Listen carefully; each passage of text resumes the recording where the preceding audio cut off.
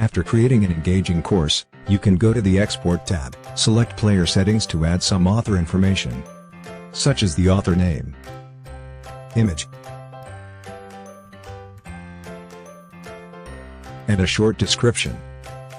Next, to make these information appear in the player, you can take a closer look at the sidebar section here.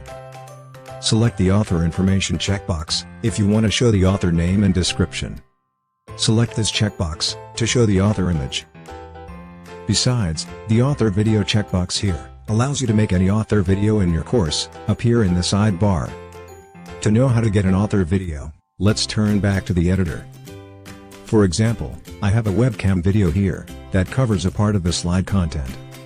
Then I will convert it to author video by right-clicking it on the canvas, select Convert to Author Video. So, it will appear in the sidebar instead of at the corner of the slide. Now, select the Author Video checkbox to see how this feature works. That's it.